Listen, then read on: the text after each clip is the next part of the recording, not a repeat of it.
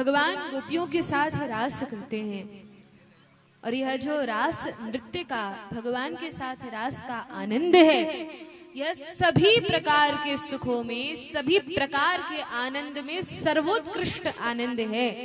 जब जीव को यह स्थिति प्राप्त होती है कि वह भगवान के साथ नृत्य कर सके, उससे अधिक आनंद की स्थिति और कुछ नहीं हो सकती। वही सबसे बड़ा आनंद होता है।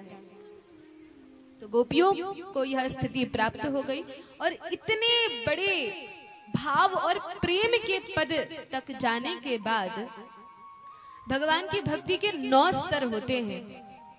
शास्त्रों में वर्णन आता है, आदौ श्रद्धा ततः साधु संगोत्थ भजन क्रिया ततो अनर्थ निवृत्ति स्यात् ततो रुचिस ततो निष्ठा रुचिस तथा। तो इस प्रकार से यह जो 9 सीढ़ियां हैं भगवत प्रेम की, उसमें सबसे पहली है श्रद्धा।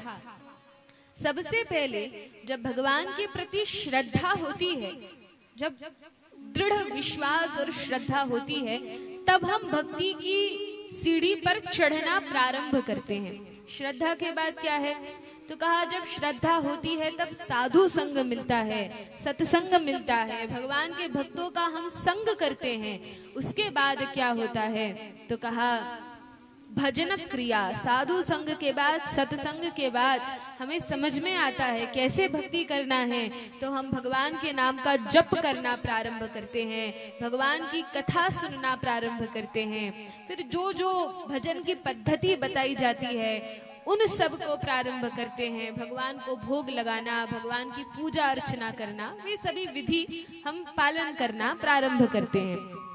उसके बाद आती है स्थिति अनर्थ निवृत्ति की, जिसमें हमारे जो अनर्थ हैं भजन करने से वे सभी अनर्थ हृदय के धीरे धीरे जाने लगते हैं। पर यह जो स्थिति है ये बड़ी कठिन होती है। इसमें क्या होता है? तो कहा इसमें हमारे जितने भी अनर्थ पहले से हृदय में बैठे हुए हैं वे उड़ उड़ कर सामने आते हैं। कैसे? तो मान लीजिए कोई एक कमरा है और वह कमरा कई सालों से बंद पड़ा है।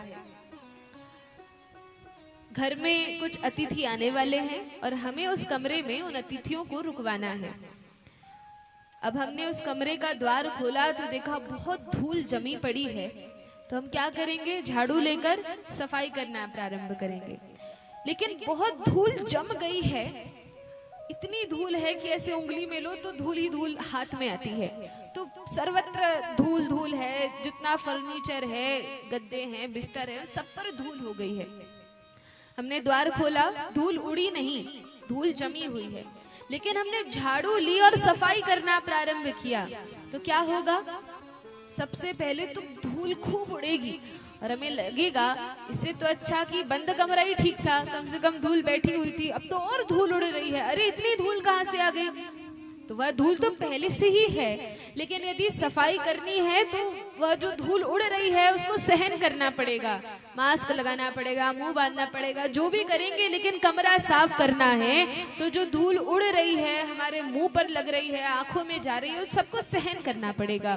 और तब जब एक बार सफाई करेंगे थोड़ा साफ होगा, फिर दूसरी बार सफाई करेंगे तब थोड़ा साफ होगा, और फिर जब पोंछा लगाएंगे तब वह धूल पूर्ण रूप से वह कमरा साफ हो पाएगा। इसी प्रकार से हमारे हृदय में जो अनर्थ हैं ये कई कई जन्मों से, हमारा शरीर तो बदल जाता है लेकिन मन बदलता नहीं है, मन वही होता है। यही मन हर जन्म में हमारे साथ जाता है। इस मन के ही कारण तो जो पाप पुण्य बनते हैं उसी के कर्म फल हमको अलग अलग जीवन में भोगने पड़ते हैं। तो ये मन एक ही होता है और ये अनेक जन्मों से पाप करते हुए इतना मैला हो गया, इतना मैला हो गया, इसमें इतनी धूल जम गई है कि जब हम भजन करना प्रारंभ करते हैं तो मानो इस मन की सफाई होती है और तब यह धूल उड़ उड़ के दिखाई देती है। तब हमें लगता है अरे इतना कचरा था, इतना धूल, इतना मैल मेरे हृदय में है, इतने विकार मेरे हृदय में है, तब समझ में आता है। लेकिन तब घबराने की आवश्यकता नहीं है, क्योंकि हम चौथी सीढ़ी पर पहुंच चुके हैं। जिनका अभी तक भक्ति में पांव भी नहीं रखा, कम से कम हम उनसे तो आगे हैं, चौथी सीढ़ी पर पहुंच गए हैं। और तब ये विकार धीरे धीरे निकलते हैं, तब काम खूब उठ उठ कर आता है और साफ होता है, फिर क्रोध आता है और साफ होता है। सभी विकार उठ उठकर हमें दिखते हैं कि हमारे हृदय में ये पड़े हुए हैं, और तब इनकी सफाई होती है जब हम भजन क्रिया करते हैं, जब भगवान के नाम का जप करते हैं। फिर क्या होता है, तो कहा यह जो स्थिति है ये बड़ी कठिन है इसको पार करना, पर यदि इसको पार कर लेते हैं तब भगवान में दृढ़ निष्ठा उत्पन्न होती है, तब हमें कोई डिगा नहीं सकता, तब डगमग वाली स्थिति नहीं होती। और निष्ठा के बाद फिर रुचि उत्पन्न होती है, और रुचि के बाद जब भगवान की कथाओं में रुचि उत्पन्न हो जाती है, तब हमारा मार्ग निष्कंटक हो जाता है। उसके बाद स्थिति आती है भाव की, भगवान के प्रति भाव उत्पन्न होता है, और तब अंतिम स्थिति होती है इस भक्ति की सीढ़ियों में, जो कि प्रेम है। तब प्रेम प्रकट होता है, जैसी इन गोपियों की स्थिति है, जैसा इन गोपियों का भाव है, ऐसा प्रेम प्रकट होता है। गोपियां इस प्रेम के स्तर पर पहुंच गई हैं, लेकिन अभी हृदय में एक बात उठती है। क्या? सभी गोपियों को ऐसा लगता है कि भगवान श्री कृष्ण केवल हमें प्राप्त हुए हैं, केवल मेरा प्रेम इतना प्रगाढ़ था कि कृष्ण मेरे साथ नृत्य कर रहे हैं।